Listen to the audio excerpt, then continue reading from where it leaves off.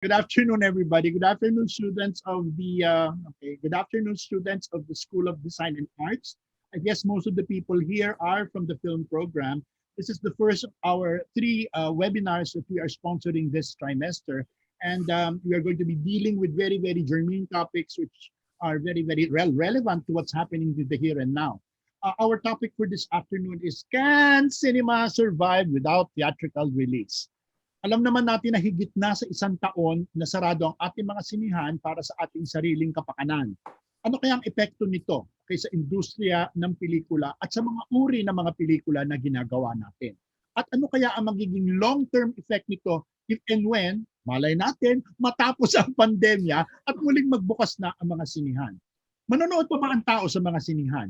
O nabihasa na ba tayo sa pagpapanood ng streaming o ibang mga platforms na natatagpuan natin sa internet? Yan ang ating tatalakayin ngayon. Higit pa doon, tatalakayin natin ano ba ang pagdurusang pinagdadaanan naming lahat sa pelikula, sa industriya ng pelikula, at pati na rin sa television, dala nitong mga kaganapan ng pandemya. This afternoon, I have my sparring partner, the alpha female, of the film program of the School of Design and Arts. Ang nag-iisang, there are only two Madonnas in the world. The other is Chicone and the second is Madonna Tarrayo. Okay. Hi everyone and welcome. All right. Welcome. And we have invited three very important guests who really know what they're talking about, because they are right in the heart, right in the midst of whatever is happening in terms of cinema and platform developments in the midst of the pandemic. Okay. First, let me introduce you to the founder. The founder and the chairman of the creative development of Base Entertainment, Tanya Yuson. Okay, Tanya. Hi everyone. Thank you so much for having me today. Oh, and what is Tanya's greatest contribution to us? It's going to happen on the midnight of June 11. This plugging na kaagad, Tanya.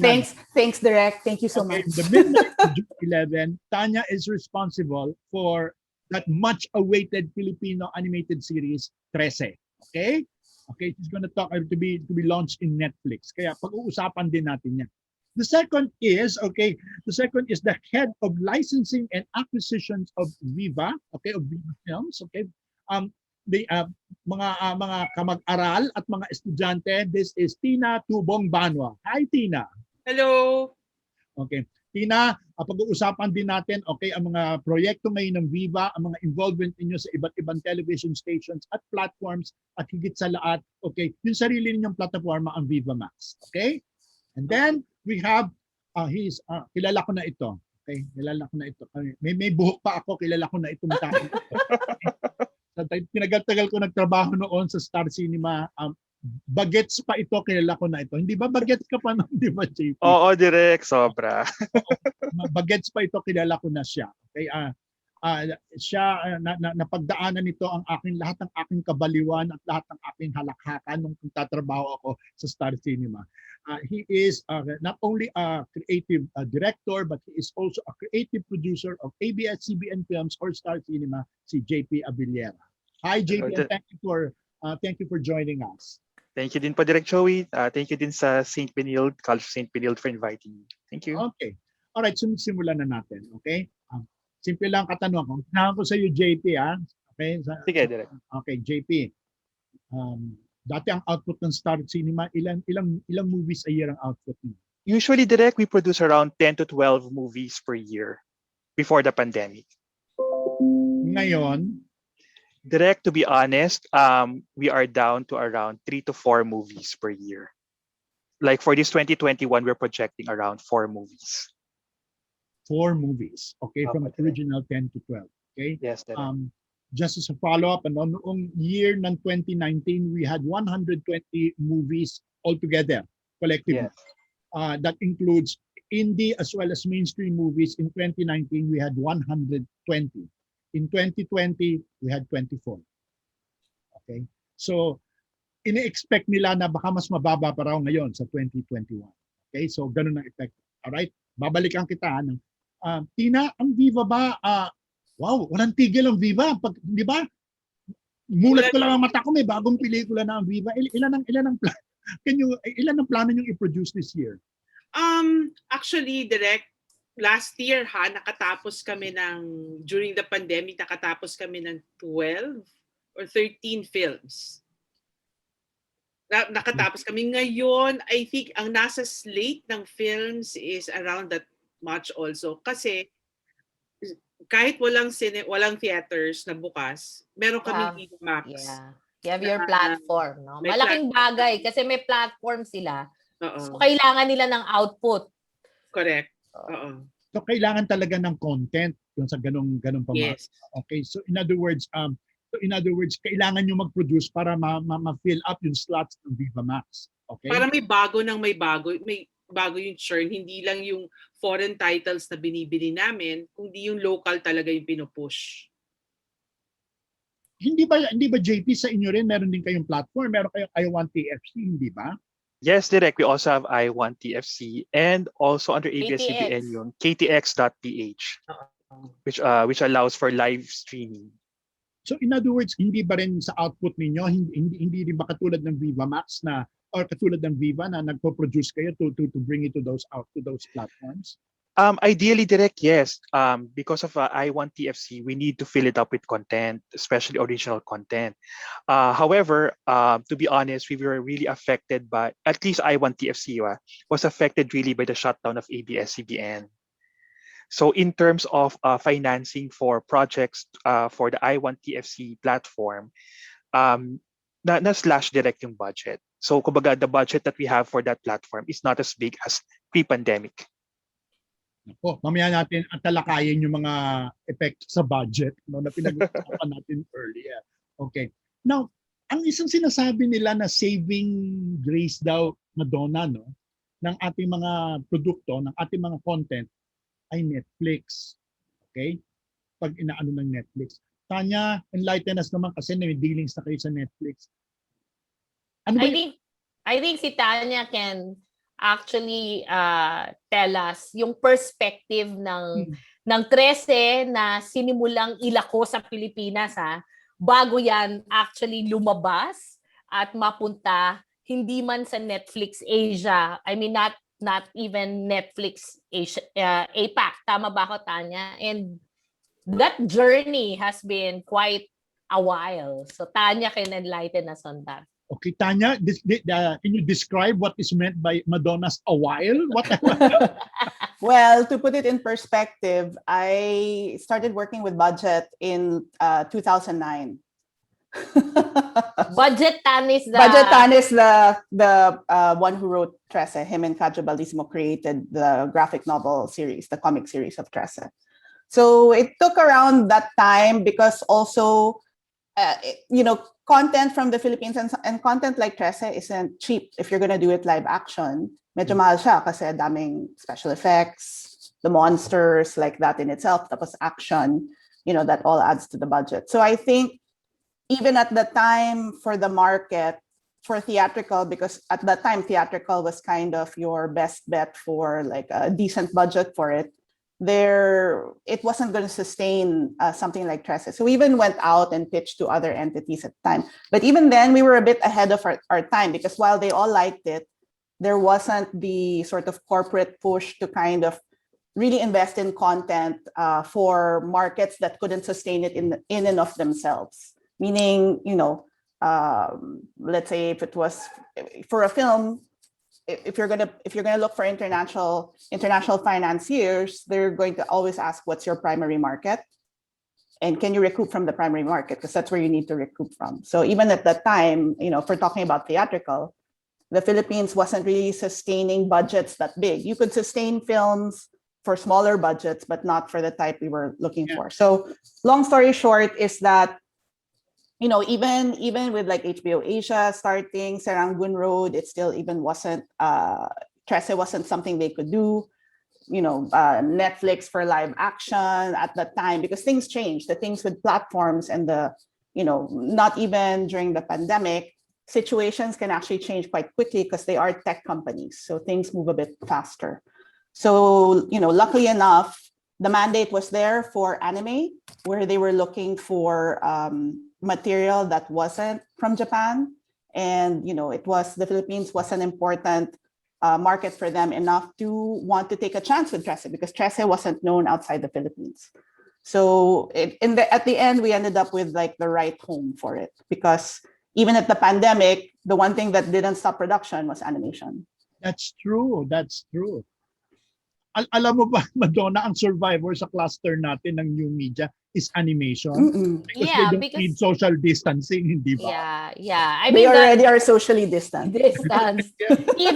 Even pre-pandemic, they have been working, from homes, and they have their own station, so it's not really affected. So animation will stay. Ako may 2 follow-up questions before I give the floor to Madonna. Sa iyo, Tanya. Number 1 is that, ano ang prospect ng Philippine animation sa much wider market like Netflix now that Trese has, seemingly opened the door? Do you think that there is a possibility to explore that? Yes, but not right away. I think they have to see the response and what the appetite is, but they also have other territories that's not just the Philippines. So we might not be the only one. Like if it works here, they still might want to focus on other territories. So the thing I would caution everyone to expect is, don't expect all of a sudden they're buying a lot of Philippine anime content, right? Hopefully I don't want us to be the last. In fact, I want there to be much more to come through.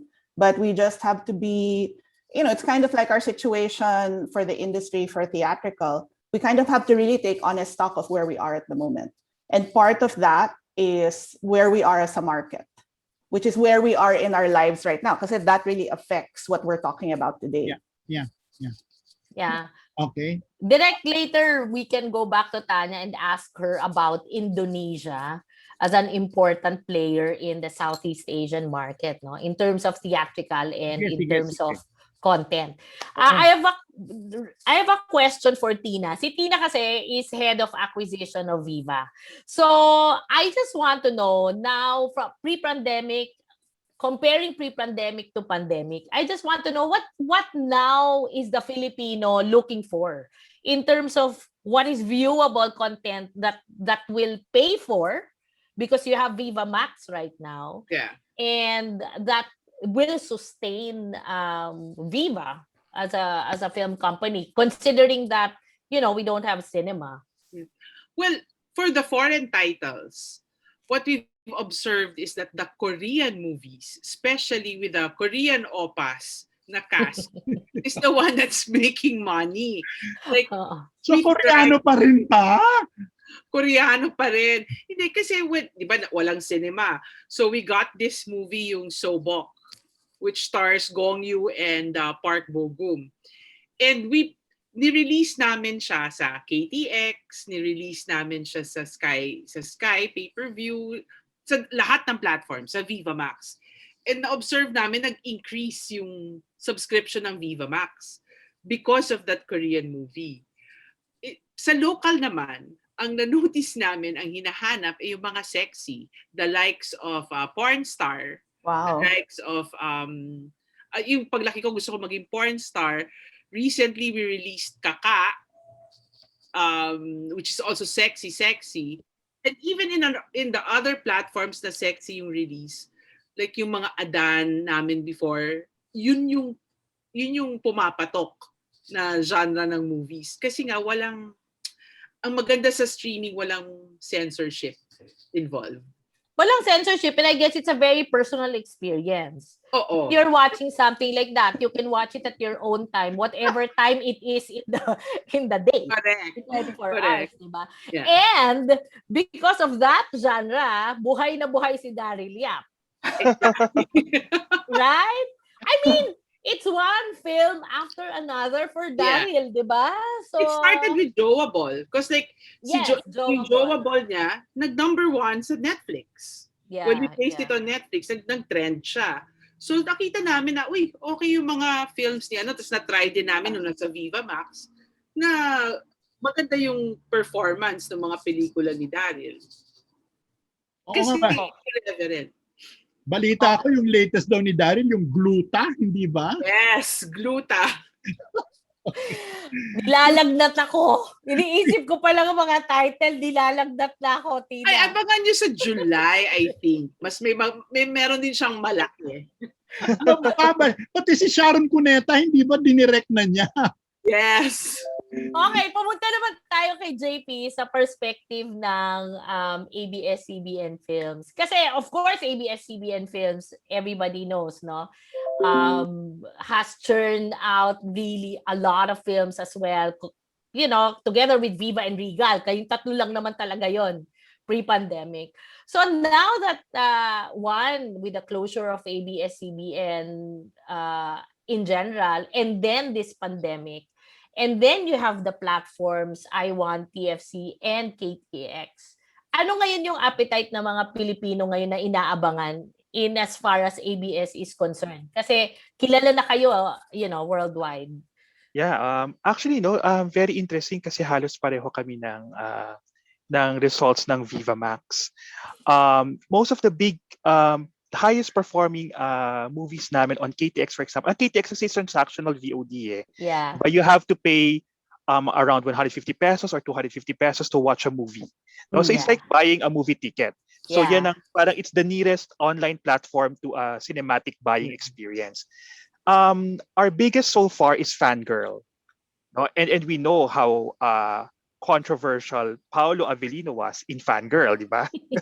So aminin ko naman, no, a big factor talaga was that paulo ni Paolo. Big factor ng success talaga yan ng Fangirl. Pero napansin din namin, like for example, we also kasi acquire other content to be shown in KTX. Like I don't think it's with Viva, di ba? Yung Death of a Girlfriend, is that from Viva? Yeah, that did well. That did well on KTX. It sold more than I think. Basta marami yung tickets na nabenta niya. It's one of our biggest selling tickets on that platform. So merong want at merong desire to watch those kinds of movies, no? Yung tama yung point na may sexiness na nakikita talaga dun sa content. Isa ding pattern na pansin namin, at least for ABS-CBN films, is a very big thing now yung mga IP titles namin. Like for example, Four Sisters Before the Wedding. A lot of people watched it kasi nanggaling na siya sa Four Sisters and a Wedding. So yung tao, meron ng knowledge dun sa IP. They know where it came from. They like the original content. So they're willing to watch the new content kahit na hindi na yung actors ng original ang nandun. So you can actually bank on existing IP right now. Basta maganda yung original IP. Parang people will go on and watch iterations or adaptations of these IP titles.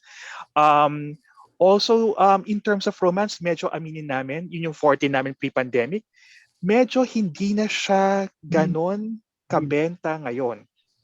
Kasi with Love or Money, okay yung receipts niya in terms of the platform ng sa KTX at saka sa I Want TFC. Pero we know it could have sold more tickets or it could have done better. Pero something was pulling back. No? Something was pulling back the audience from buying a lot. So one of that is piracy talaga.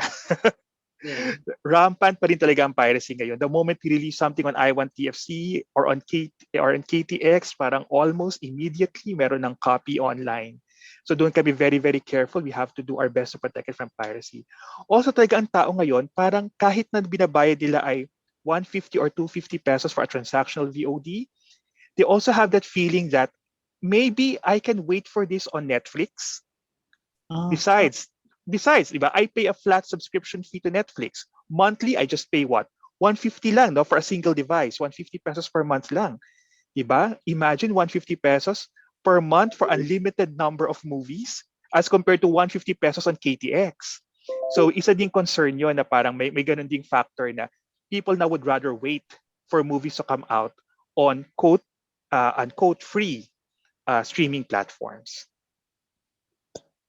Okay, Tans, ikaw naman, because your experience is on base entertainment kasi is Indonesia, and that's the experience. And we all know, just for everybody's info also, ang Indonesia, even for advertising, mas late yan nag-bloom. No? Parang tayo, even our cinemas or advertising, medyo pababa, ang Indonesia was really booming. Maybe si Tanya can give us that perspective kasi kapitbahay lang natin ng Indonesia, and Indonesia is very much like the Philippines if you think about it, no? In a lot of things, including traffic. So It's yes, true. Tans, maybe you can tell us, and then tell us how cinema is doing in Indonesia. So Base, which is the company I co-founded, we're actually Indonesia and Singapore. So what we're looking at is a Southeast Asian foothold for us. So including the Philippines in that sense. But right now I'm the only Filipino right there. Everyone else is Indonesian and Singaporean. But Madonna's right. Like they're a little bit, we were more ahead in terms of the Philippines in terms of, well, our film industry, which is like definitely predates theirs. Advertising as well. I think we're ahead. But the thing that ended up being different, I think, and I'm not sure at what point it diverged, is in terms of the distribution, because their theatrical is really more open. Like in terms of trying to book a date, they're more open to booking dates for films that aren't just from major studios. Independent, majors, they all have a fair shot. And this is the other thing too, is because they're not as widely English speaking as the Philippines, they actually tend to patronize more of the local ones because it's in a language that's easier for them. They can understand it. They actually also don't do dubs, they only do subs because they don't, it's a law for them to not have dubs. So they only read subtitles basically. So there's that. And I think that's kind of helped propel them to the thing that the thing that they didn't have that we also had is the number of screens, like theatrical screens. Like I think they didn't even have 2,000 yet at that point, where we were already 2,000 plus. But they're because the variety of their and also, by the way, this is about 20 years ago or so, where their cinema also wasn't great. They kind of had a resurgence. In a way, it's their new wave, where there were young filmmakers in their 20s and 30s that wanted to do cinema differently, and then started creating like these films that, eventually became, it's kind of like the indie scene that we have, but then they built on it.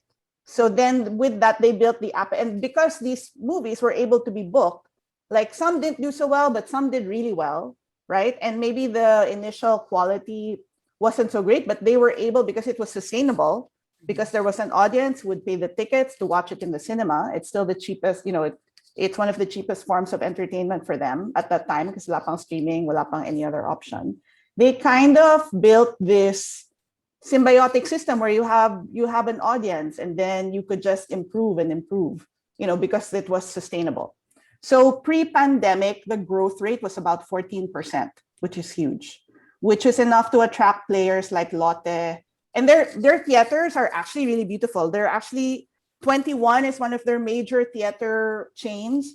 And I kid you not, because I lived in LA, their theater is better than the ArcLight, which is like the best theater in LA. Like makes the US theaters look like parang second-rate trying hard copycat, And it's really luxury. It's really good. The projection is really good because cinema became very, very important for them. So pre-pandemic, a 14% growth. So Lotte, CJ, like they're all interested, which is CGV, came in to invest and start building cinemas. So even better cinemas, like, 21 already had it really good. So the growth was really there, to the point where, and Madonna knows this, but we should also think this is different from us, right? Because the reality is different from us. A group of filmmakers, producers, directors, actors, got together to lobby the government during the pandemic that there needed to be a stimulus program for the cinema industry, so that it could sustain the growth after, because the projection is once people feel safe, the appetite is still there to go watch films. I think that's still true for us as well in terms of that. But because their growth rate, the momentum was already great, like, of course it plummets to zero when everyone's on lockdown. And right now their vaccination rollout, we're a little bit in the same boat as Madonna says. And, when I started going to Indonesia and getting to know the place, I'm like, kumbaga parang pinsan mo that grew up in another house. Like you recognize you're the same family.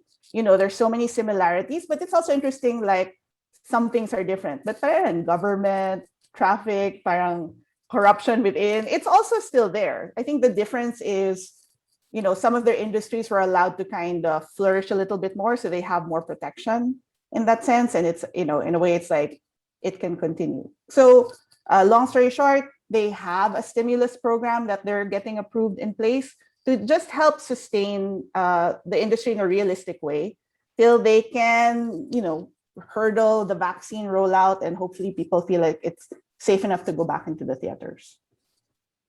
So very much like the Philippines, if you think about it. Mm-mm. Except that, they're working on a stimulus package. At yung stimulus package na wini-work on ng Indonesia, direct, hindi ito ayuda level. No, it's walang sustainable. ayuda level.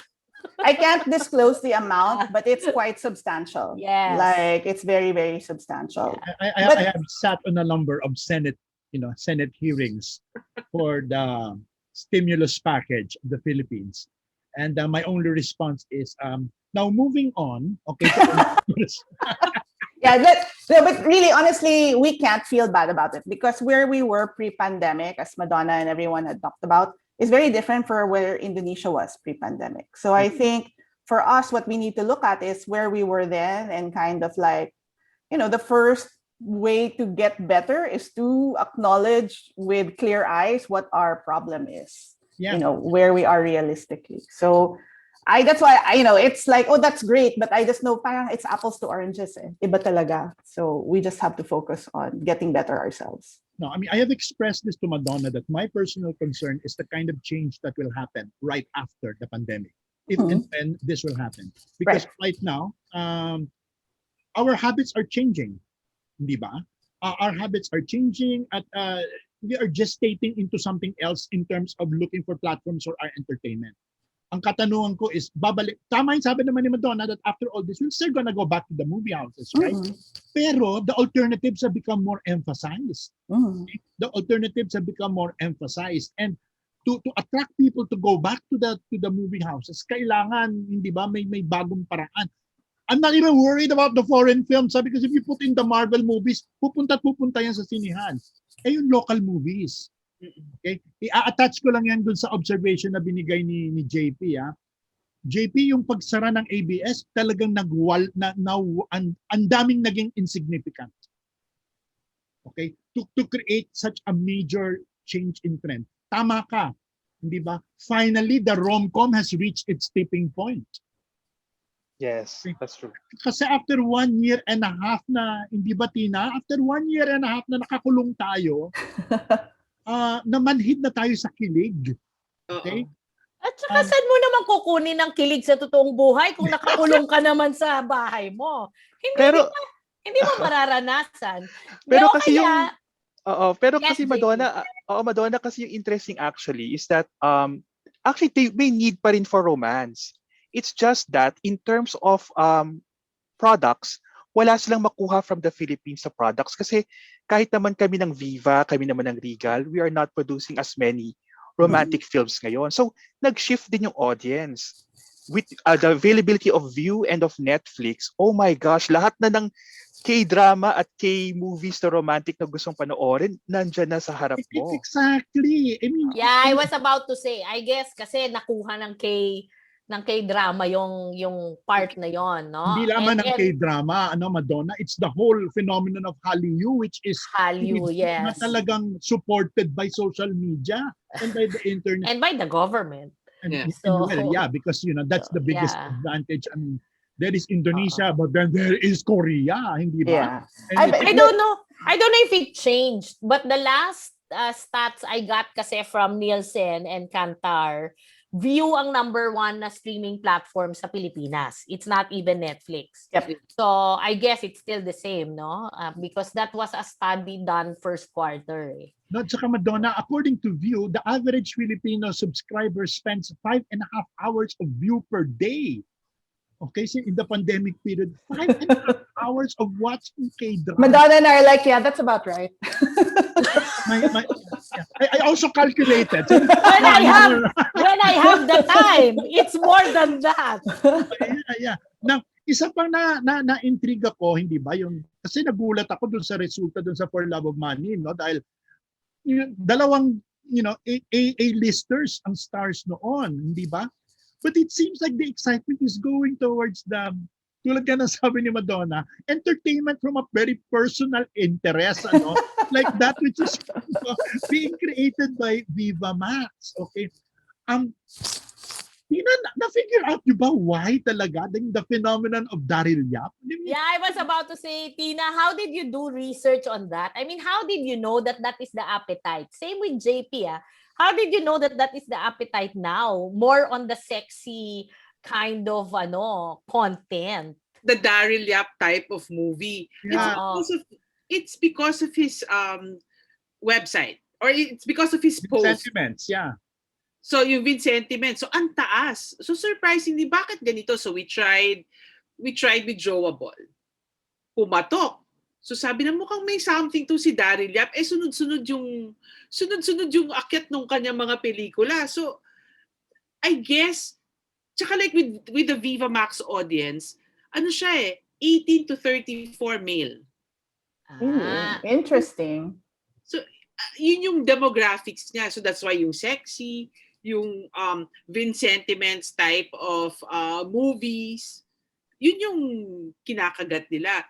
Not so much pa nga on, like JP was right, the rom-com talagang wala na. Hindi na siya. Kasi even dun sa mga top namin, it's all the sexy movies, it's all the Daryl Yap movies. Even when we, when we release on Google Play and iTunes, it's Pac Boys that's number 1 among our films. So, lalaki yung viewers. It's all about the title, you know? Yeah. Saka siguro napansin din namin, the rom-com crowd kasi is composed primarily of much older women. Siguro. Direct, to be honest, direct. Kasi, You mean I have no place anymore? hindi naman. Ibig ko sabihin lang is that, napansin namin, like for example, kasi if you release Love or Money in theaters, droves darating lahat yan, di ba? Women of all ages, from the teens to the older women. Napapansin lang namin sa KTX at saka even sa I Want TFC, majority of those who log in are actually the younger ones, the tech-savvy people. And when we did some research, some of those in the 40s, actually even not 30s, 30s, 40s, 50s onwards, they don't know or they don't want to be bothered with learning how to navigate through a platform. So isang malaking problema namin yan, di ba? For example, yung mga seniors namin, my gosh, malaking part yan ng success ng Star Cinema dati, the seniors. Pag tinanong mo sila, ba't di kayo nag-KTX at di kayo nag-I Want TFC? They don't want to be bothered. Diba? Parang kung gusto lang ng anak namin na ipalabas yan sa pamilya, i-cast, diba? Over the TV yung content, that's the only time they get to watch it. So, ganon. So in terms of romance, isa pa nakita naming shift is that romance is starting to go towards a more series kind of content rather than a movie content. Yeah. Like recently, He's Into Her, grabe naman yung response sa I Want TFC. Nag-crush nga yung I Want TFC So sabi ito yung namin, kay Chad, no? Kay Chad yung kay Chad, Vidanes. kay Chad Vidanes. Nagulat Yeah. kami. Alumni ng CSB. Okay. Alumnus, yes. Alumnus ng CSB. Yeah, so nagulat kami kasi grabe yung response. So nakuha namin na talaga the younger ones, so the teens, the early 20s, kaya nakuha namin. So sila, tech-savvy na nga sila, pero sinabi din nila sa research, parang they can relate more to romantic characters if the characters develop with them. Like for example, Bridgerton or what's that name of that girl in Paris? Emily in Paris. Emily? So mas nakaka-relate sila kasi the romantic characters develop with them through the number of episodes. So parang nakita, oh my gosh, may shift in the landscape, no? Parang hindi na pala nasa film na one tight 3-act story tayo. Diba? Nandun na pala siya ngayon sa multi-episode. Narratives na? Continuing yes. na ang naging ang rom-com direct. Parang yun ang papunta nila ngayon. Pero JP, ang isa rin kapansin-pansin dyan na kung ganyan ka-successful yung ginawa ni Chad, he did not have, A-lister stars. Yeah, I was about to ask. Yes. So how is Bata the star? How is the star system now that the streaming is the one people log into? That's very Ah, interesting, Madonna. yeah, Sorry. that's I'm hugging it ha. Kasi oo. No, it's sinabi so na ni Direk interesting. Joey Angelica and Coco, i-compare mo sa success ng He's Into Her, people know more about the stars, the young stars of He's Into Her, rather than Angelica and Coco. So may nangyayaring tipping. Diba? Parang the scales now are in favor of these younger stars. Kasi the younger ones are the ones really navigating the platforms eh. Yeah, Hindi because naman they're- talaga the Hmm. 50s, the 40s. Yun na nga, as you say, some people are really averse to using and navigating the platform. Bihira naman yung tulad natin na talagang Atrevida. makanood lang kahit ano gagawin, hindi ba? Pero tama ba ito observation ko, Tina, at saka JP, and even Tanya, no? Kasi binanggit dito, no, na karamihan ng Viva Max, ang audience nyo are males, right? Yeah. Typically males, okay? Tapos ang mga young set, ang mga sumusunod sa mga I Want, sa mga series, hindi ba? Hindi na sa mga... Is it possible na yung mga babae, lahat yan nasa view? Okay? Malamang. Pwede. Ang mga babae nag-migrate sa K-drama dahil ando doon na ngayon yung definition natin ng yun ang definition natin ng drama. Pero yung pa rin JP hindi na mga pelikula, there's still continuing narratives. Yes, that's Okay? right, Direk. Yeah. So in other words, the whole idea of romance, the whole genre of romance has already migrated into the K-drama continuing narrative norm as compared to yung mga one-shot naughtiness, mischief of the Daryl Yap genre. Oh my God, Daryl Yap has become a genre. Diba? Diba? So in other words, kasi napansin ko rin, Tina, hindi ba, Daryl Yap, who I know personally, ang tapang niya, he is deliberately iconoclastic. Correct. Alam Actually, he's very brave. Oh And God. he's Kinwento brave. sa akin ang and- summary, ang synopsis ng Gluta, nabaliw ako. Alam mo ba, ang Gluta is about a blackface Ita who Yeah. wants to be maputi.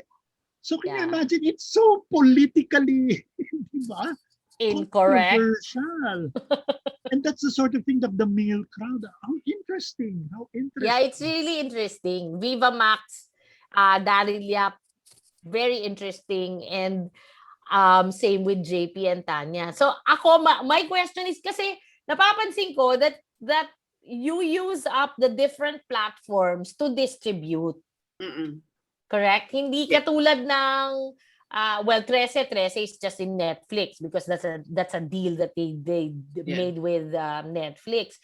Pero for some of the films, parang lahat nandun, no? Ang KTX, I Want TFC, ang Viva Max, and some people are in Netflix. Now my question is, sa dami ng streaming platforms, at hindi naman ganun kalaki yung market, how do you now expect to recover whatever expenses that, the budgets that you actually put out there?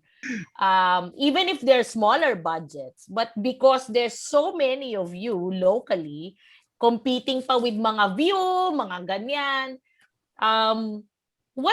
how then do you actually recoup all of these? In our case, that's where I come in. So licensing. So nilalako ko siya abroad. So it's not just like here in the Philippines, but of course, like we would sell it to other platforms, like not just Netflix, but for instance, like iQIYI, or recently we closed a deal with iQIYI for Miracle in Cell Number 7. Or sa Africa, kung saan-saan namin nilalako yung mga films just to recoup, and also like napupunta sa TV. Now, since ABS was one of our biggest clients, so we only now have TV5 and GMA. So sa kanila din for free to air. May I share see. ako, So, Madonna, long tail. yung pinagdaanan naman namin sa Regal, hindi ba? Kasi sa Regal, nag-start kami yung sarili naming BL series, hindi ba? Di ba na sobrang uso yung BL na yan? We started our BL series, yung Ben and Jim, okay? Which was originally for YouTube, I mean, that was operating on a 2 million budget. The entire series cost 2 million. Wow. Okay? But you know what? The recovery rate is, coming from YouTube, and now it's moving towards Netflix and the likes. And the recovery rate is, it's still gonna take 1.5 years before it breaks even. Mm. Okay, because nga ang mababa ang makukuha mo. And that's why, budget, di ba, Tina, budgets are so badly affected. Yes. Budgets are so badly affected in terms of movies. I'll give another example, okay? I had a movie, okay, which it was a pre-pandemic movie, Mommy Issues, okay? It was a pre-pandemic movie which we just had to finally release. 50% of it was finished during the pandemic, okay, just recently.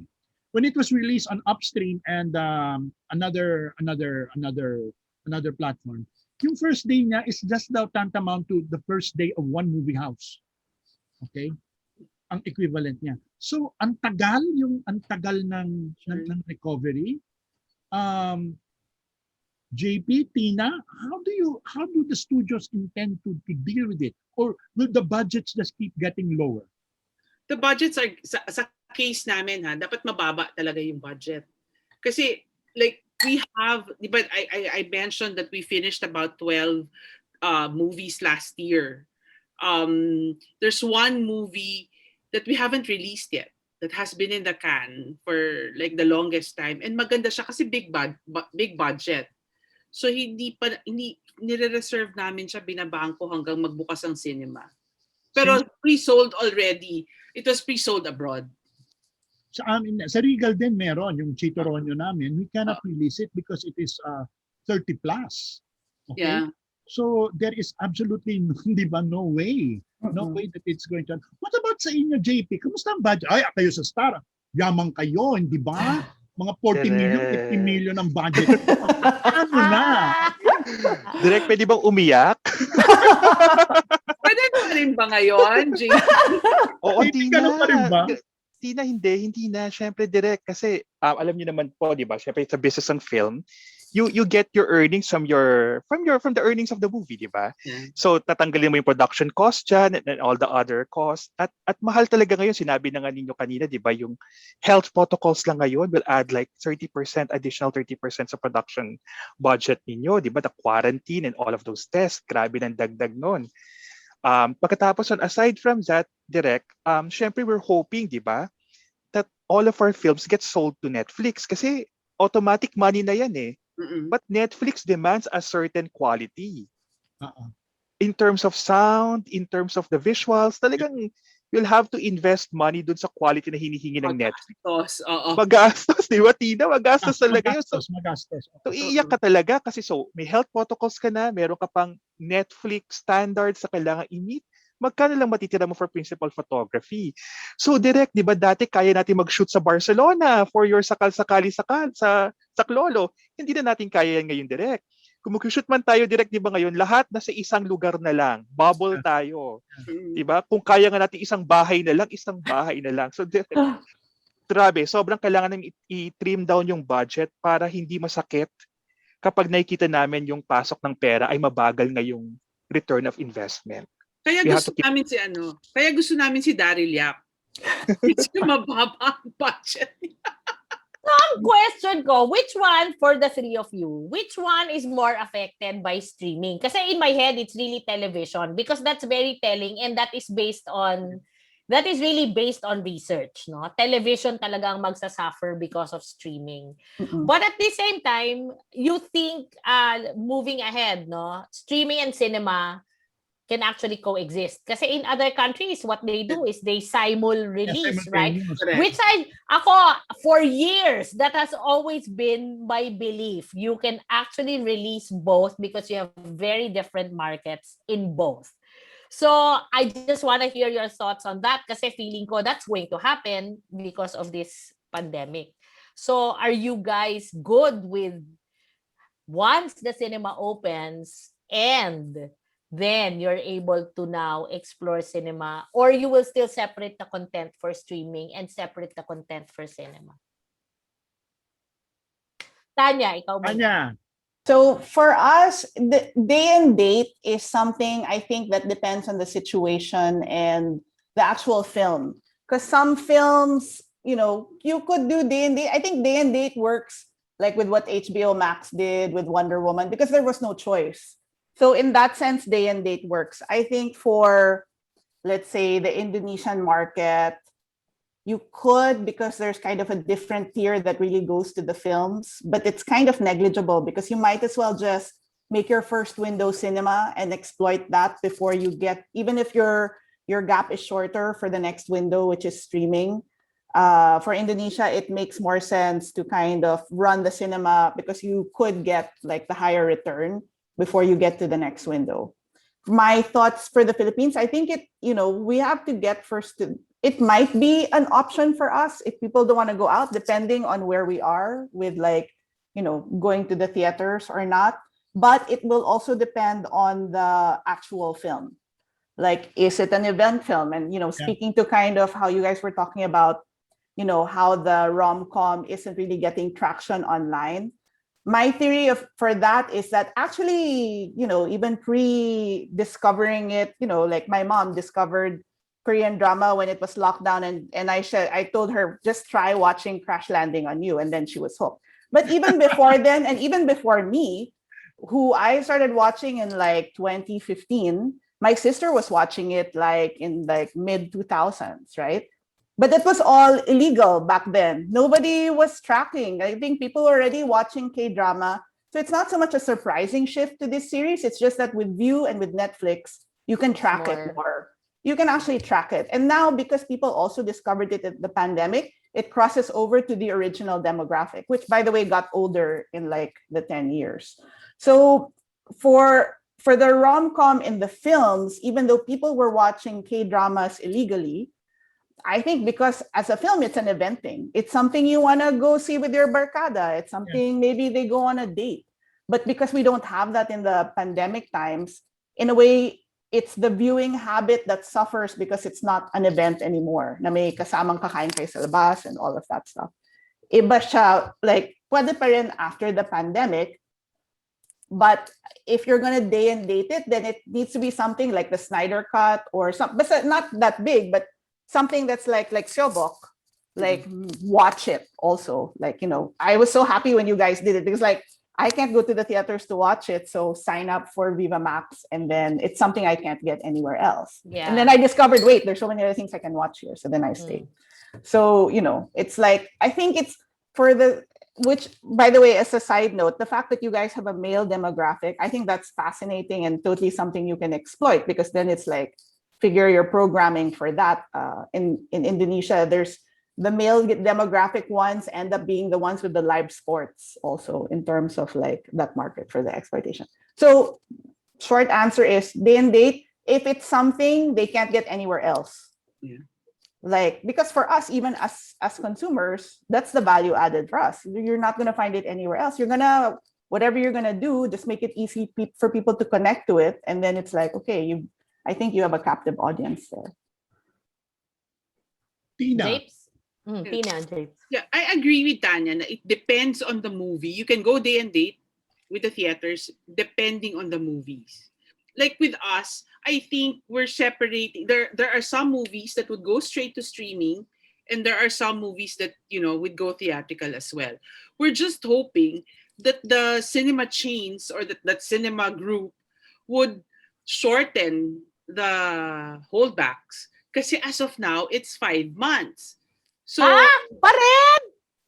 Well, hindi pa nila binabaan. So, hopefully, i-short, like sa Korea, it's 1 month after theatrical release. So, sana ganun man lang. Para at least, I don't think like a lot of people will go to the cinemas right away, even if vaccinated already. Andun pa rin yung fear. May umubong isa lang dyan, maglalabasan lahat yan. So, kaya parang sana iklian nila yung window lang. Para at least pwedeng, kung hindi man totally agree. Pwedeng mapanood ka agad nung consumers yung pelikula on the other platforms. JP. Ako direct, I agree naman with Tanya and Tina. I think it's a question also of yung content sa yung windowing. I'm hoping talaga that cinema will go back to its old numbers. Diba? Sana pagka okay na tayong lahat, vaccinated na, normal na yung situation, sana bumalik talaga yung bulk of the audience going to cinemas. Pero I'm also open direct to the idea kasi baka nga habit-wise mag-change eh. Diba? Baka mamaya ang tao masanay na talaga sa Netflix, sa I Want TFC, sa Viva Max, all of these streaming platforms, and they'll say, hindi na. So, direct baka we'll have to play it depending on the movie. Like for example, if it's a really big Casniel movie that we're gonna shoot in another country, diba, baka we might not risk getting it straight to the streaming platforms kasi in terms of the revenue right now, it's not the same. Diba, baka if we risk it sa cinema, baka at least a little bit higher. But then given that the content in the streaming platforms are not policed by the censors, kaya nga diba, grabe yung in terms of erotic movies eh. Then we can play with that. Diba? Baka may movies kami na kaya namin mag-play to a more mature audience, straight to platform. Direk, I'll give you an example, guys. Yung Anak ng Macho Dancer ni Direk Joel Lamangan, that went straight to ktx.ph. At the ticket price nung initial offering nila 600 pesos. Wow. And yet, people bought tickets at 600 pesos. Nagulat kami, di ba? Parang, may audience. May audience. 600 pesos kinagat nila. Di ba? For actors hindi natin kilala. I mean, Jacqueline Jose and Emilio Garcia were just supporting actors and actresses there. Di ba? Yung leads hindi talaga kilala pero may audience. Amazing. So ang ano pala niya, ang pinakapadrino pala ng Amazing. Daryl Yap is Joel Lamangan, ganun ba? I mean, it's the DNA is there. You know what I mean? Direk, he's so busy. Direk Joel is so busy na he's shooting one after the He's other. the senior Daryl Yap, okay? He's the senior Daryl Yap. He's doing he's movie so a month, busy. okay? Yeah. He's doing one for Viva right now, hindi ba, Tina? Yeah. He's doing the Claudine movie. But there's the prolificness of always something new, because if you don't have new stuff, it's like shopping. Do you want to look at the same thing again and again? Like if he's coming up with something new, why wouldn't people like say, yeah, sige, medyo patok yung title. I know actually pre-awareness both for Direct Joel and for Direct Daryl. May brand na sila eh. Alam na ng tao what their brand is. They know what they're May gonna brand get. na talaga. Oh, may brand na sila. Pero So, nakakataka itong all these sexually titillating movies, no, or naughty movies, which are suddenly rising. We were talking to iFlix yesterday, and among the legal movies na yung mga binenta sa iFlix, would you believe it's Laman, Live Show, okay, it's again the sexually oriented movies of even 2 decades ago, which are being highly bought. So, yeah. Madonna, what does it say about our Catholic nation? Hindi ba? I mean, what does it And say that's the about- reason why it's in streaming. Can the Correct, Catholic direct. the Because Catholic it's not Church- meant to be. Yeah, can the Catholic Church actually tell you to stop watching when it's streaming? No. Nako, students pa But- naman ang kausap natin, Hindi Madonna. No, but my point is that's the beauty of having all these platforms actually, because there are genres that will thrive in a platform that you will never see on cinema because it's not allowed to be shown there. And then, let's face it, it's not naman like the Philippines is the only one. That's a worldwide thing. That's a global thing that everybody wants to watch something that is naughty, not And yes, together Madonna. with 100 people, but just by myself watching something. Di ba? That's why Madonna, kasi direct Madonna, it's pandemic. Psychologically, we're trapped in our houses. Diba? To be honest, we're trapped in our houses. We can't go out on real dates, on physical dates. We can't go on, baka pagalito ka ng mga administrators ng CSB, but we can't go on hookups, di ba? JP, we are trudging dangerous grounds with the okay, so, okay, I get your point. Okay, I get. Yes, All right. No, the point is that nag-iiba. I mean, and that's why now we held the symposium so that the kids will realize what the pandemic did. Okay, to the entire geography of entertainment. Yeah, I think Derek, it's also what our kids should also remember is this. Every time there's a crisis or there's a global event that affects all of us, all of these things are also affected and evolving, especially arts and culture. I mean, like for Regal, for example, when Pito Pito happened, it was because the economy didn't allow for big budgeted movies to actually be created. And that's the reason why for producers and for the studios to survive, they actually need to reinvent so that, content continues. Kasi otherwise, kung magpapatalo ka sa bawat crisis at event na dadating na makakaapekto, wala na kayong mapapanood. Kasi, it's really that. There will always be that side of every crisis that we experience. Economies will rise, new industries will rise, some industries will die. But, if you're talking about moving images, that's always going to be there. It just takes another shape. It just takes another form. But, we continue to create. I think that is something that... And what is important is you are aware of the changes that are happening.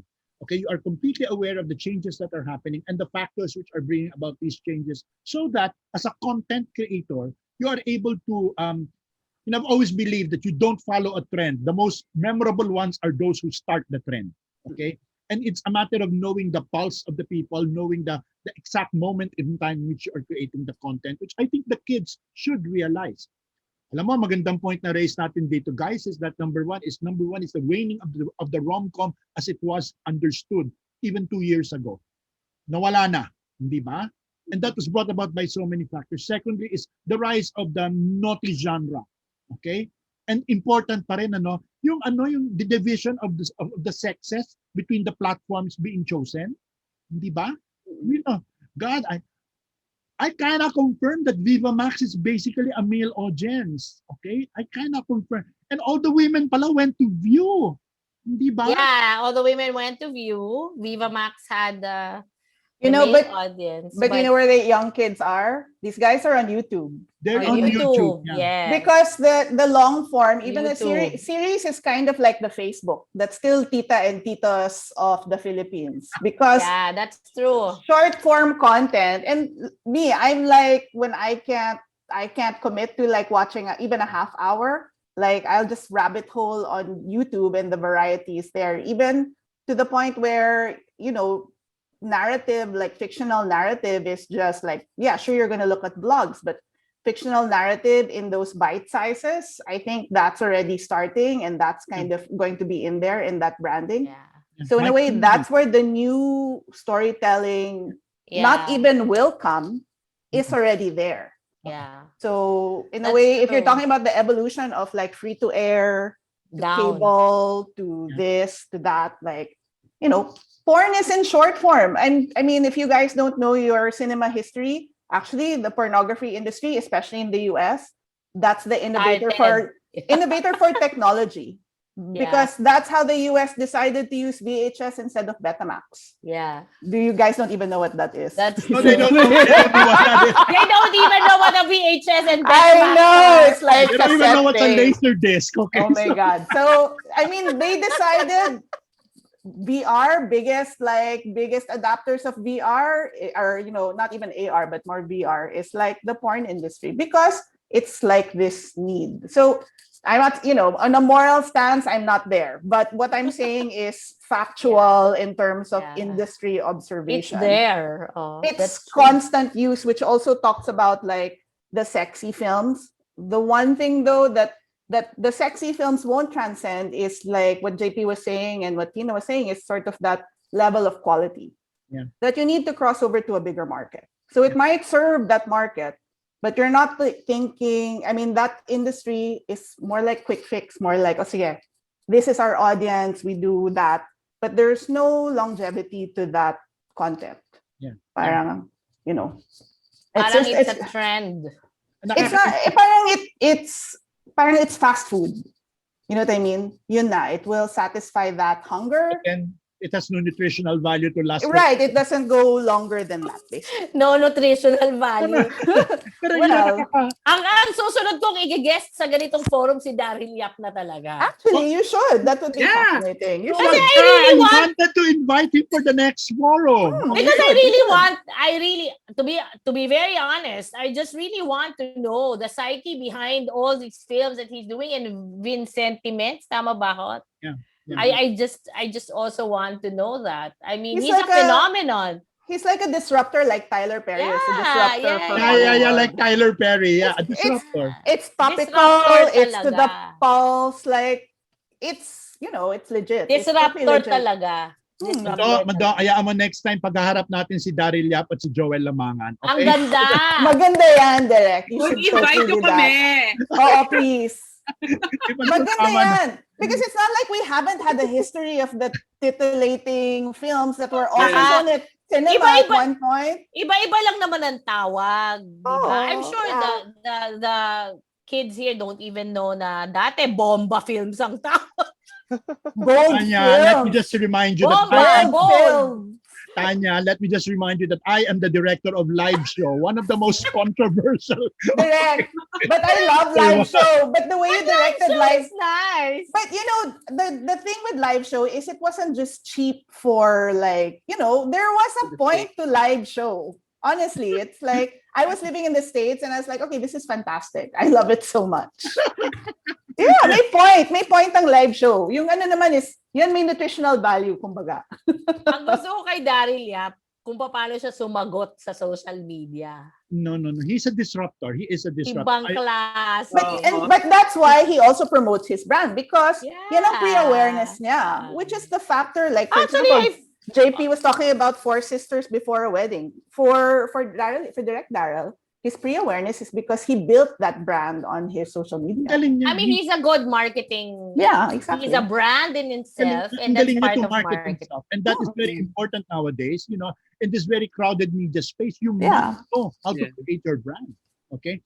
Okay, kids, if you have any questions, you can either ask them later on or you could put them in the chat box and then Tito Wango over there, okay, will We'll read moderate. it. Okay, Tito Wango. it will be asked, okay? So kung may mga katanungan kayo, you could put it in the chat box and then Tito Wango will raise it. Or mas maganda pa kung may katanungan kayo, okay, you raise your hand, okay, and then we will call you, we will address you, okay?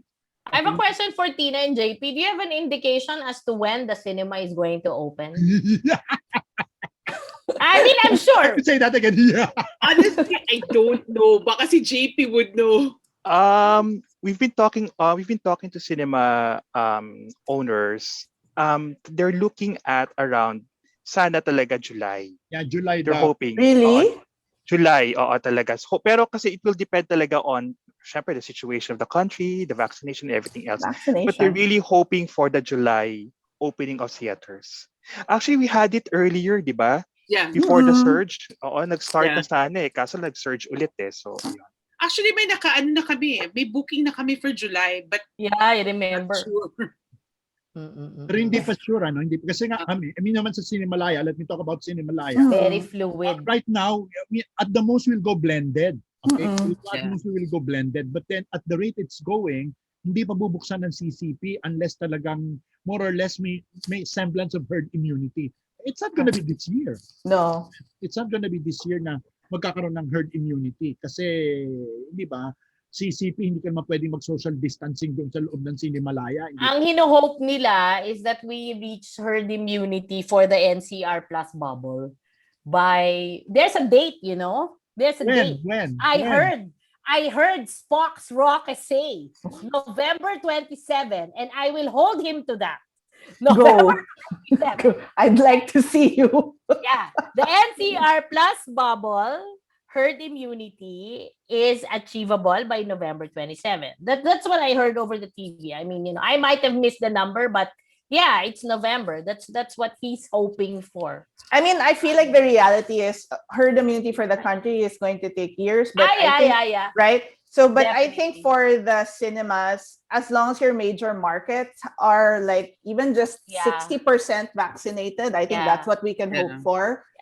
I think that's the only time we should open the cinemas. Then before then, figure out the day and dates if you want, because But it's about middle of next year if you want a 60%.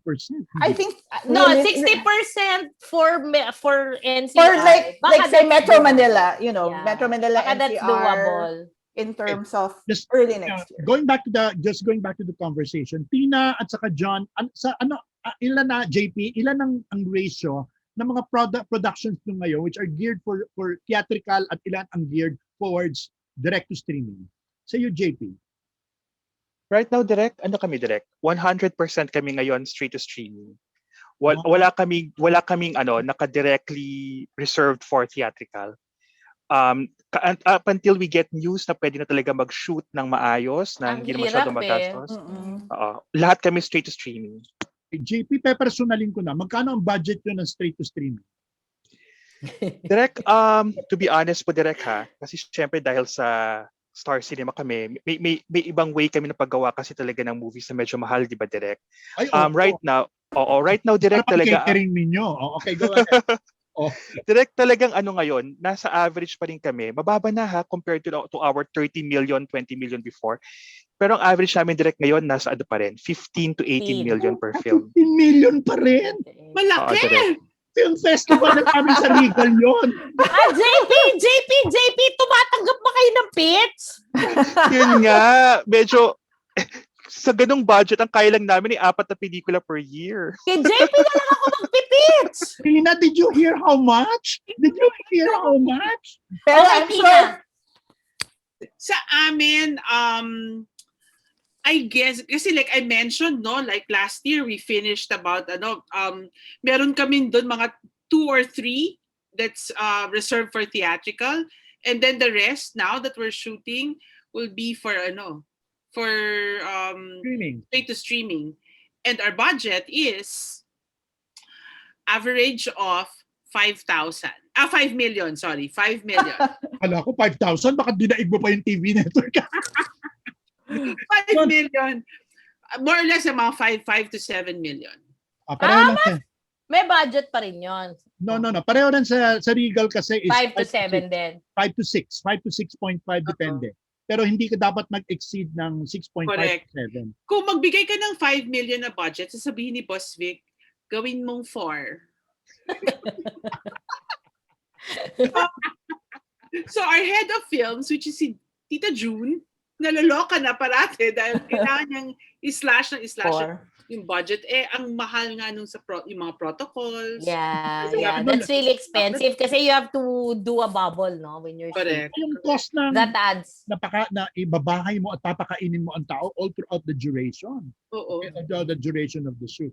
Ako naman, Madonna, ikaw naman tanong ko, Unitel ba ano ang plano ngayon? I mean, are you into productions na? Huwag ka naman tumawa ng ganyan, tinatanong ko sa'yo honest. No, to be honest, we are really beefing up our entertainment department. That's really the plan moving forward because the advertising part of the UXS naman is already established and it's there. It's really the entertainment that keeps on intermittently there and not there. So this time we really want to produce original content. Either we produce it or we co-prod or sell it or line prod, whatever deal pwede naman. We have actually 4 hinog na dapat na pwede na sanang gawin pero it's not really a very cheap production. It will probably fall more towards JP's budget than Tina's and Regal's budget direct, but yun, it's there. So right now what we're doing is actually trying to get funding for these projects. And we also have a series. We're developing a series. And again, the series that we do, they're not really cheap. So yeah, because we don't want to get into the space of, for example, rom-com, for example. Parang we don't want to get into that space anymore. That's not what we want to do. We want to do something else. A little, kung gagawa man kami ng romance, it's a little more out of the box kind of story. At Not saka, any- alam mo, with the exposure of the Filipino audience to all these K-dramas and the way they do their romance Yeah. and the production value of the K-drama romances, we will, para ba yung action movies before? Kaya namatay ang Filipino action movies kasi pag tinapat mo sa foreign action movies, talagang mukha tayong, okay? So ganyan na nangyayari rin sa romansa. Ngayon may tanong din ako sa'yo. So follow up, yung partner ko aking interrogated. Hindi ba bahagi ka ng isang HBO na series? Yes. Okay. Paliwanag mo nga yung participation mo doon. No, that's actually Signal and TV5's production together with HBO, and we were commissioned to produce the series for the Philippines. It's been announced naman. This is Half Worlds. It started in Indonesia by Joko Anwar, who's the director, and then moved to Thailand. And now we're producing the Philippines part of it by Mick Red. We only have a few days left for shoot, and Pero hopefully matagal din yan, ano? Matagal din yung shoot nyo, no? yes, direct matagal kasi nga the development I think for something like this took quite a while, and then of course to shoot it, it's not an easy project to do. Inabutan kami ng pandemic.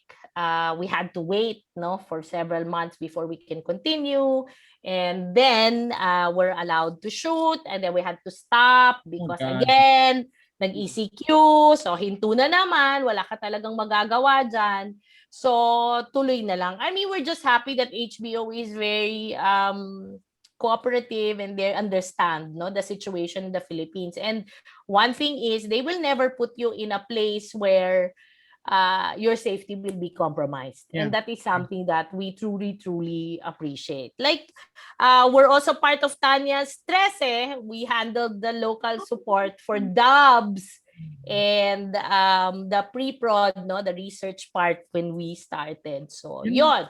Super excited ako dyan sa Trese. Super excited ako sa Trese because I was a follower from the start. Okay. Yeah. We're opening the floor to questions right now. Kung may mga tanong kayo, you can either raise your hand or use the chat room if you have any questions. Okay? May mga katanungan ba dyan sa madlang people? Okay? Do you have any questions? O CSB, huwag niyo akong ipahiya. Magtanong kayo.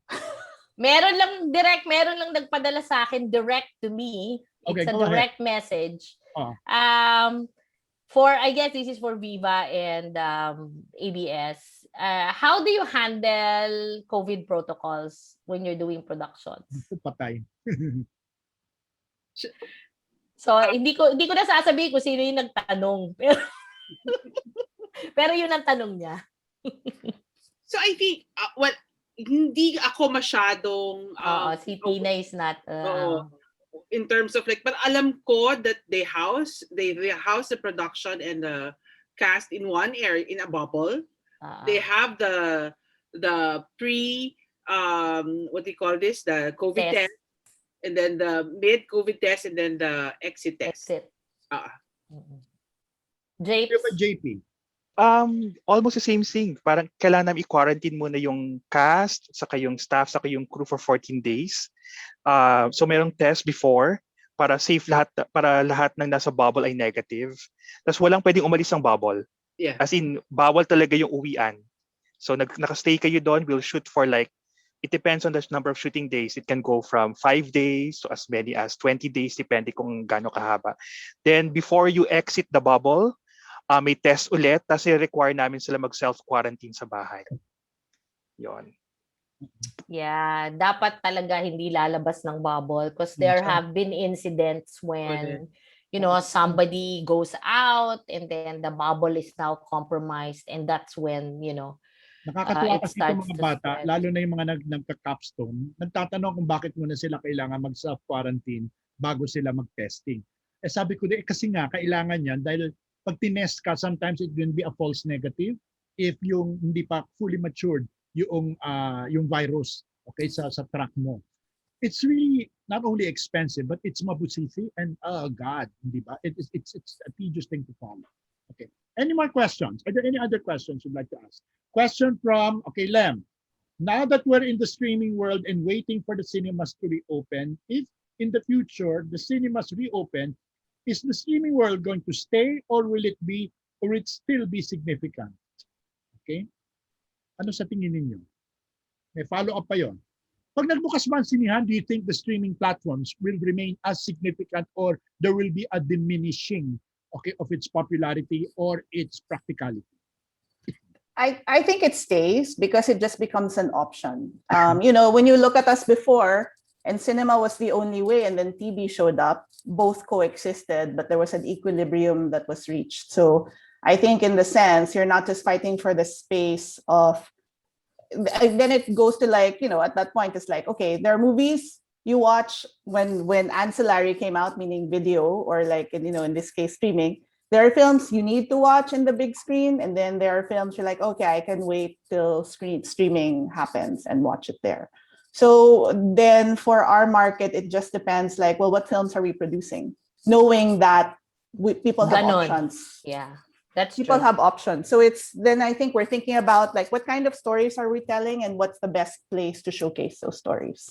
Wow, Tanya, your comment just matches the next question that came in from one of our professors. Okay. Okay. Okay, his ask is, advisable po ba ang mag-specialize ang isang writer sa genre to improve an identifiable brand or expand one's portfolio para kahit anong genre pwedeng isulat ng isang writer?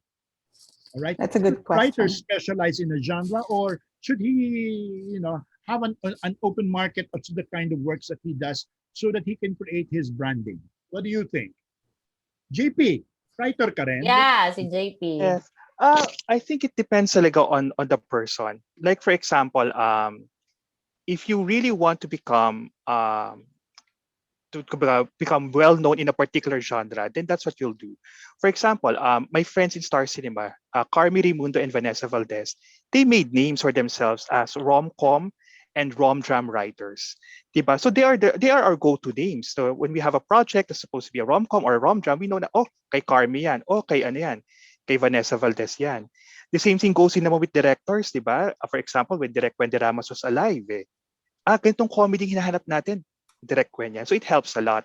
Pero syempre, it also helps a lot that you are versatile. Di ba? Like for example, I'm a big fan of Ricky Lee and even Direk Joey. Di ba? They can do comedies, they can do dramas and horror and sex. Yeah. Agree. Diba? Pero it's not kasi for all eh. Depends it's not talaga for kung all. saan ka rin magaling, di ba? Kasi sometimes meron din naman tao na talaga no matter how much you try to become a horror writer, but it's not really in your DNA. Or, diba? I am more horrified in the writing than in the horror. Iba yung horrible sa horror, hindi ba? Ako naman, Dustin, my reaction to this is that, well, I believe that this as a filmmaker and as a writer, before people get tired of you, okay, you get tired of yourself and you do something else. Okay, you always have to be consistently evolving. Okay, you have to be consistently evolving. I'm the grandfather of rom-coms. Okay, I'm the grandfather of rom-coms. But at this point in time, I don't want to do another rom-com. Okay, mainly because you just have to move on. Or if I do a romance, it's got to be different, not what I did, in 1991 with Mimi Nakakal. Nothing like that. You have to keep on trying. Okay, at saka ang hirap, lalo na bilang director, JB, ma-pigeonhole ka sa isang klase ng genre lang. Like, ay, pang horror yan. Ay, pang ano yan. Eh, pag nawala yung trend, nawala ka na rin. That's true. End of career na rin. So I don't know if it's true. Even si JP can and the rest. I don't know if, for me kasi, like, when somebody pitches to me, for example, I find it that directors are more versatile in the sense that, kasi directing is different from writing, you know what I mean? Yung directing kasi, you have knowledge of the film language, you're creative, then you can actually visualize maybe any script that is given to you, right? More directors than writers. Writers talaga, in the Philippines, I will be very, very candid. I find it difficult to find writers for suspense thrillers. Ay, mahirap. Horror. Ang hirap. I mean, kasi romantic comedy, marami. Pero yung suspense, yung horror, hindi. Ako, ang hilig ko dyan. In fact, those are the pitches that I love. I love watching romantic comedies, sure. But if I'm going to make a movie, I'm going to make a damn good horror film. That is what I like. Pero hirap na hirap ako talaga. No, wala. Hindi ako talaga Again, wala sa makahanga. DNA natin yan. Wala sa tradition kasi natin yan eh. Which is katakataka considering our entire history of the creatures of the underworld and our superstitions. Compared to, let's say, Thailand, hindi ba? Which really explores. Okay, they're native to tayo, hindi eh. At saka relatable horror, ha? As in relatable horror. Hindi yung horror lang na hindi mo naman maramdaman yung...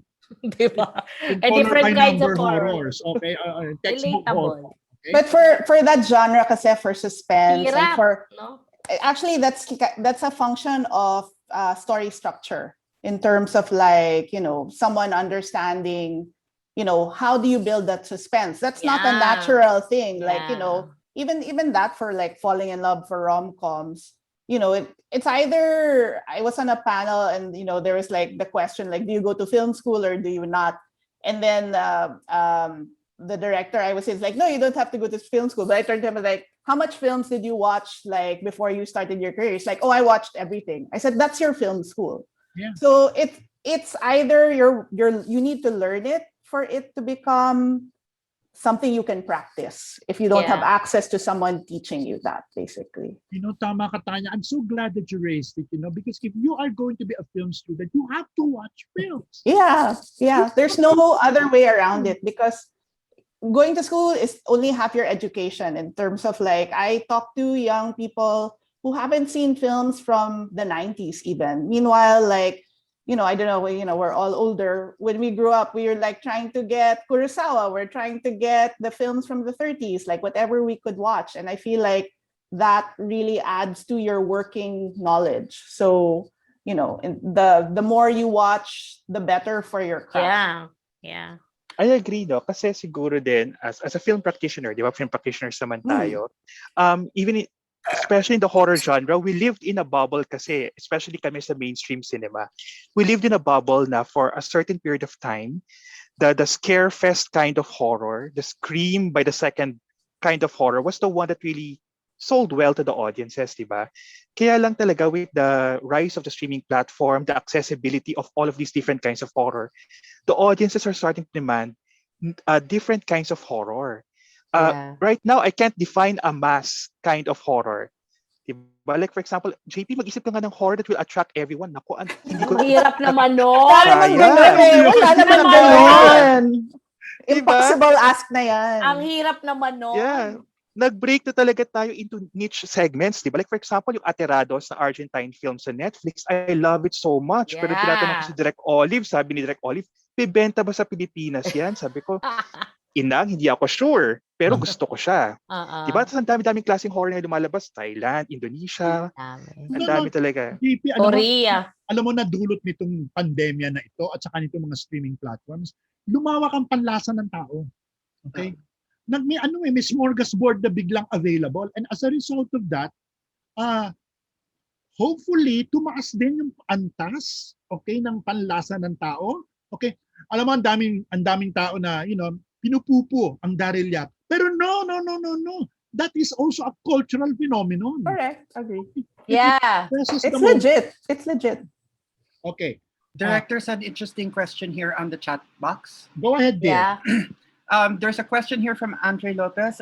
It was mentioned earlier that Indonesia has a strong local film base, given that they aren't fighting over two languages, as their native language was so much more prominent.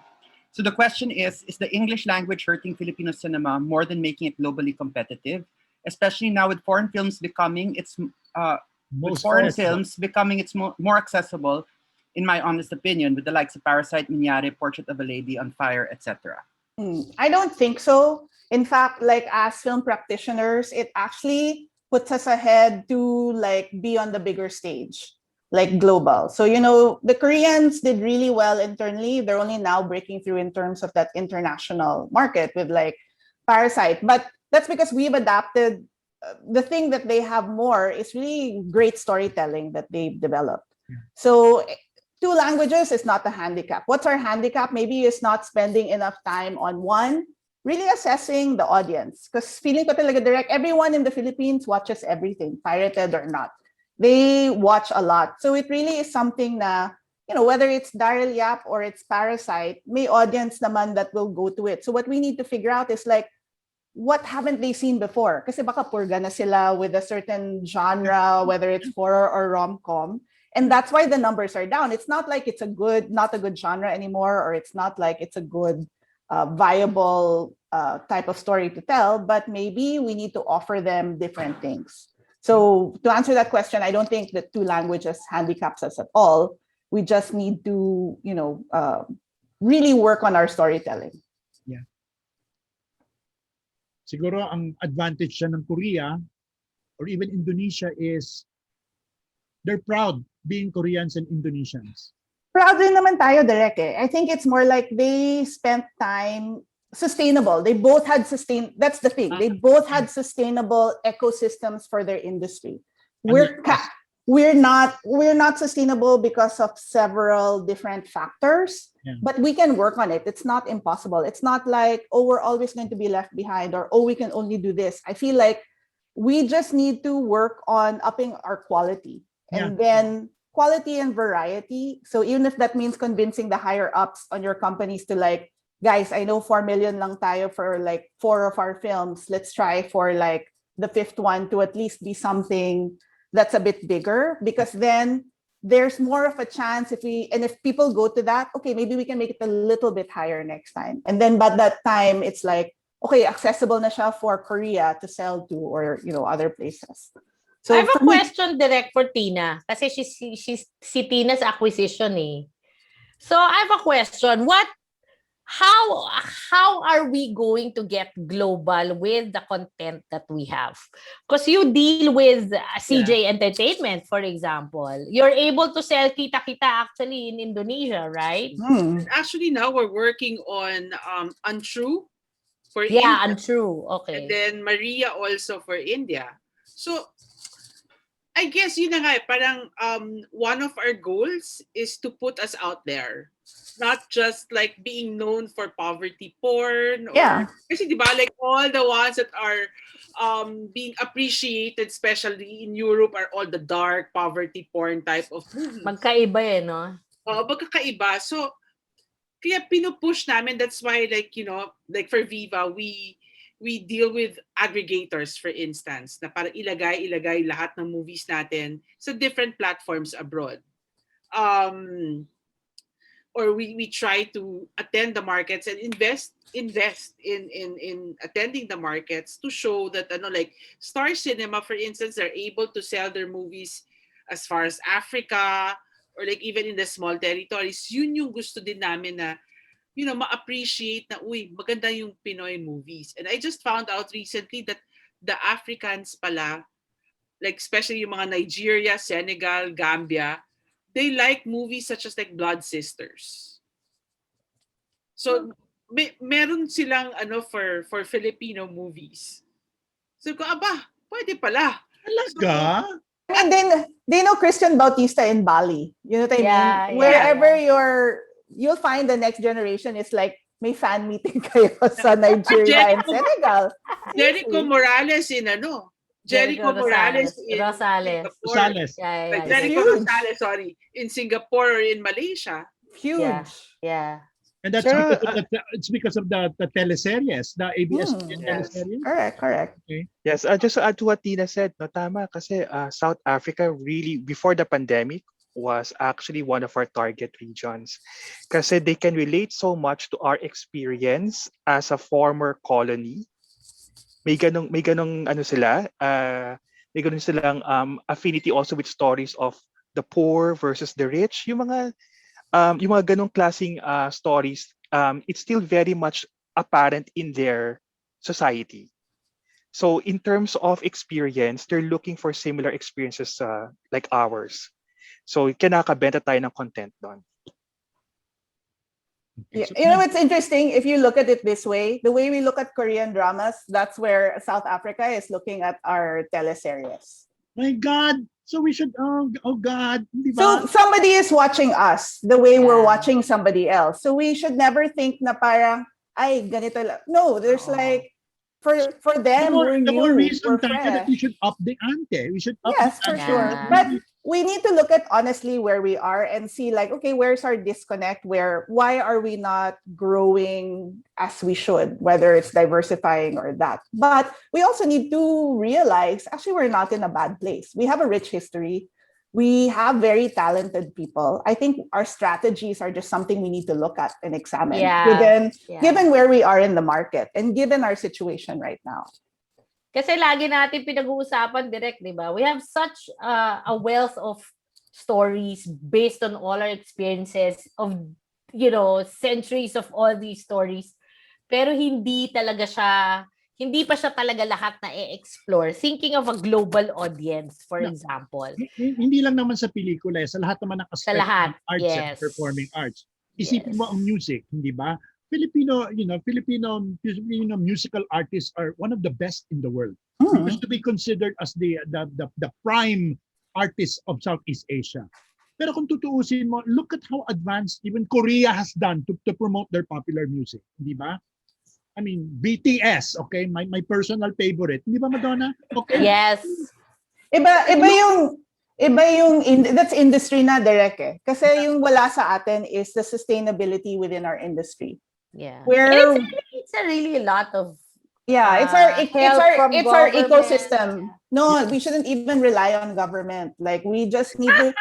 No, I'm serious because I mean, tayo hindi talaga. Yeah, but even then, like Indonesia are only asking now for the stimulus from their government, but they didn't ask for it before because naging symbiotic yung relationship between the audience and the providers.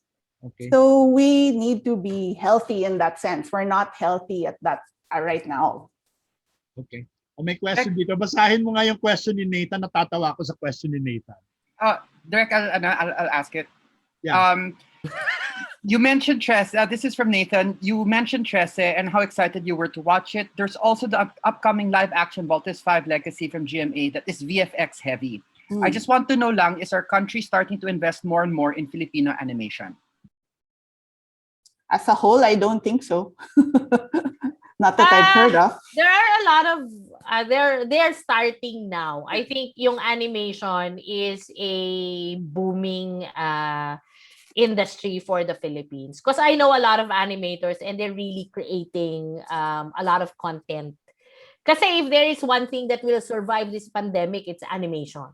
Because shooting on ground is always a walking on a tight rope na anytime malalaglag ka. You know, the producers, I can imagine kung gaano ang kaba every time somebody is out there shooting because all of a sudden, merong isang magpa-positive and you don't even know what to do, right? So animation, and I can also say na for television, for example, amongst the tri-media of print, alam natin eventually that's gone. Television is already at that point where it's slowly going down. You know what is rising? And constant. Actually, constant muna. Radio. Radio will never falter. And what's rising is podcasting. I mean, for everybody lang to know, that's also something that you can explore. So in terms of films, animation. But the thing with animation is like the lead time is way longer than live action. Yeah. So the reason why I'm saying that as a whole, I don't think they're investing yet in animation is one, it's lead time, and we haven't yet, even for like theatrical box office, there's not, investors aren't going to put money down because there isn't a proven Philippine animated, film that made money in that sense. And Trese wasn't even produced by the Philippines in terms of animation. Diba? If you think about it, it should have been. It could have been. But actually, it doesn't. No, it's where we are right now. It wasn't. That's the thing. We have to look at where we are right now. Yeah. You can't, because there's a certain sort of situation where you're certified as a supplier for certain platforms. So we're not there at the moment. It's not that we don't have talented people. We don't have the infrastructure to do it at the time. But Trese is a Philippine creative-led project, which makes it no less a Filipino project and IP. So even if it's actually how the Filipino is global, we're everywhere in the world. They're there. We're there. So this is like global Filipino. This is how Filipino can lead Filipino IP with like a global workforce. LA, Tokyo, Korea, but still led by Filipinos. No, and saka Nathan, just to follow up on that, that's why then our program is eventually going to develop a course which is going to be on mixed media, which is how to shoot a mixture of both live action in cooperation with our animation program. Okay, so we're getting there. I mean, I think the school is addressing possibilities of what will offer job opportunities for you guys in the future. That's going to be big. I think we have talented animators for sure. It's just about building that infrastructure where they can become suppliers on a regular basis. Okay. All right. It's 2:00. Oh, there's a question from Wang. Go ahead, Wang. Derek, I have a question myself because like see Miss Tanya was talking about, for example, how Indonesia they put up their own cinema chains, which is usually run by the studios. And then since I'm also teaching Philippine film history, I also know that the studios themselves used to build their own cinemas for their own movies. With the issues that we have with the cinemas, if the distributors were, they pick and choose what films get shown on cinemas. If we're looking back for a possibility of the return, this is a question for Viva and for ABS. Is there something in the pipeline of thinking about putting up your own cinemas for your own work so that there's a constant area for people to watch Filipino movies? Is that a possibility? Bibilhin na lang daw nila yung Ayala at saka yung SM. Sabi ni Boss Vic. Kaya naman yun, di ba? Go. For Viva's part, we don't have any plans. And for That's why- ABS? For Star Cinema, I'll be honest, we used to have a partnership with City Mall before the Oh. pandemic. Yeah. That's Yeah. right. Yeah. But right now, given the situation, I don't think financially it will be, number one, rewarding for us. I don't think we have the money to actually invest in building cinemas. So, Yung baka- sinihan nila, platform na. Yung sinihan nila ngayon, mga platforms na nila. Tina, True. JP, okay, saka ang sagot dyan kay Wango, ang may-ari ng mga sinihan natin are not naman film enthusiasts. They're real estate businessmen. Okay? True. Yeah. They do not see movies as anything more than just products that they put in a showcase. Okay? So, there is no real love and interest there. Exhibitors. Di ba? Yeah. So, mukhang malabo, and especially now, mukhang malabo. Okay, kasi nga naghihikahos na nga ang mga studio in order to keep afloat. And to go into infrastructure development can be quite, a problem at this point. All right, maraming salamat. Okay, can I before we say goodbye and I give my thank you to our three wonderful guests who had this beautiful conversation this afternoon. Can I ask everybody to please open their cameras, okay? Because we're going to have our traditional picture taking, okay, to prove to the management of CSB that we had this forum, okay? All right. Joshua, Dustin Celestino, open your camera. Okay, there we go. I think hanggang 5 lang po kasi naka-off po yung cam nung iba. So I think that's it. Okay, wag mo lang, pag naka-out ang cam, wag mong buksan. Okay, wag mong kunan. Okay? All right. Okay, thank you so much. Tina, Tanya, JP, maraming salamat. Yung shinare natin sa mga bata ngayon, Thank hindi you. lang makukuha sa kahit na anong classroom at kahit na anong lecture. Kaya maraming salamat. Thank you so much for being our very special guest with the first of the webinars for this trimester of the film program of SDA. Maraming salamat, and everybody, have a great afternoon. Okay, stay safe, and remember, Stay safe. movies will open soon. Movie houses anyway. Okay, bye-bye. Bye-bye. Thank you. Bye, Thank you, everyone. everybody. Thank you. Thank you. Thank you, CSB. Thank you. Thank you, JP.